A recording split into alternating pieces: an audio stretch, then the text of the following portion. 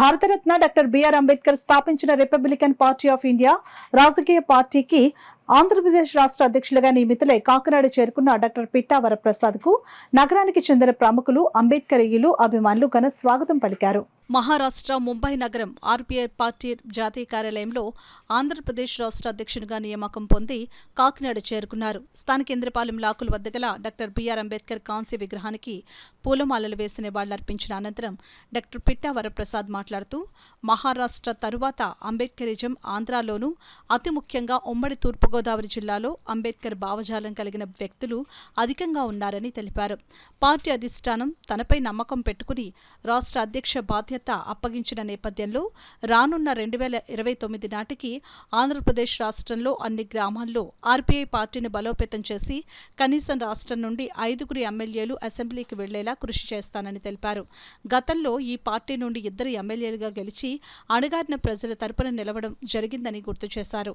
ప్రముఖ అంబేద్కర్ వాది పిల్లి రామారావు, ఉమ్మడి తూర్పుగోదావరి జిల్లా జనసేన పార్టీ కార్యదర్శి పిట్టా జానకి రామారావు మాట్లాడుతూ, నిరంతరం పేదల పక్షాన పోరాటం సాగిస్తూ కుల వివక్ష నిర్మూలన కోసం అవిరళ కృషి చేస్తున్న డాక్టర్ పిట్టా వరప్రసాద్ను ఆర్పీఐ పార్టీ రాష్ట్ర అధ్యక్షులుగా నియమించడం శుభపరిణామని అన్నారు.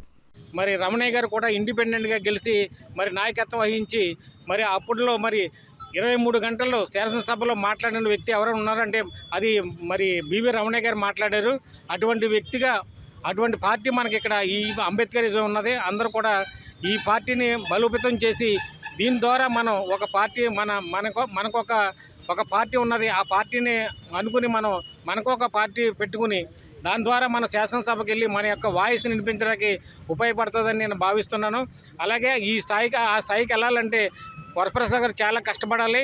అందరినీ ఐక్యతం చేయాలి. అన్ని గ్రామాల్లో అంబేద్కర్ యొక్క భావజాలను తీసుకెళ్ళి ప్రకటన చేసి మరి అందరూ కూడా అంబేద్కర్ యొక్క అడుగుజాడలో నడిచేటట్టుగా మన అందరం కూడా మన సొంత పార్టీ మనకు అంబేద్కర్ ఇచ్చినట్టు ఆశయాలు ఏదైతే ఉన్నదో ఆ పార్టీని మనం నిలబెట్టి ఈ రాష్ట్రంలో ఒక నిర్దేశాన్ని మనం ఏర్పాటు చేయాలని వరప్రసాద్ గారిని కోరుకుంటూ మరి వచ్చినటువంటి మీ అందరికి కూడా నా యొక్క జైభీములు తెలియజేస్తున్నాను. ఇవాళ పార్టీ గుర్తించి మరి ఇవాళ అధ్యక్ష పదవి ఇవ్వడం, మరి ఆయన ఇవాళ అధ్యక్ష పదవితోటే కాకుండా ఖచ్చితంగా ముందు ఇంకా ఈ పార్టీని పునర్వైభవం తీసుకురావాలి.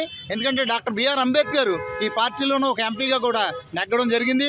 అటువంటి మహానీయుడు పెట్టిన పార్టీలో మరి నిజంగా ఆయన ఉండడం, ఆయన ఈ రాష్ట్రానికి అధ్యక్షుడు అవడం నిజంగా ఆయన చేసుకున్న సుకృతం, ఆయన తల్లిదండ్రులు చేసిన ఒక పుణ్యఫలం అని నేను అనుకుంటూ మరి ఆయనకి నా శుభాంజనాలు తెలియజేసుకుంటూ మరి ఇక్కడ వచ్చిన ప్రతి ఒక్కరికి బంధుమిత్రులకి కానివ్వండి, మరి ఆయన అభిమానులకి కానివ్వండి, వేరే పార్టీల నుంచి వచ్చిన ప్రతి ఒక్కరికి కూడా నా యొక్క శుభాభివందనాలు తెలియజేసుకుంటూ మరి పిట్టా వరప్రసాద్ గారికి నా తరపున, నా కుటుంబం తరపున కూడా ప్రత్యేక శుభాకాంక్షలు తెలియజేస్తూ వచ్చిన మీ సాటి విలేకరులందరికీ కూడా నా యొక్క ధన్యవాదాలు తెలియజేసుకుంటూ సెలవు తీసుకుంటున్నాను. నా భుజస్కంధాల మీద వాళ్ళ పెట్టినటువంటి నమ్మకాన్ని నేను ఖచ్చితంగా నిలబెడతానని, మహారాష్ట్ర తర్వాత అంబేద్కరిజం ఉన్నది మన ఆంధ్రప్రదేశ్లోనే, ముఖ్యంగా కోనసీమ జిల్లాలో.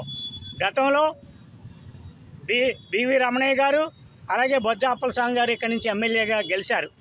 రేపు జరగబోయే 2029 ఎలక్షన్ నాటికి అన్ని గ్రామాల్లోని గ్రామ స్థాయి నుంచి పార్టీని పటిష్టం చేసి రాబోయే ఎన్నికల్లో ఖచ్చితంగా అంబేద్కర్ వారసత్వాన్ని నిలబెట్టే విధంగా ఒక్క ఎమ్మెల్యేనైనా ఇక్కడి నుంచి శాసనసభకు పంపించే విధంగా నేను కృషి చేస్తానని, ఆ విధంగా ఎక్కడైతే అభాగ్యులు ఉన్నారో, ఎక్కడైతే ఆపదలో ఉన్నారో, ఎవరికి ఏ విధమైన సహాయం కావాలో రిపబ్లికన్ పార్టీ తరఫున ఇప్పటివరకు చేసుకుంటూ వచ్చాం.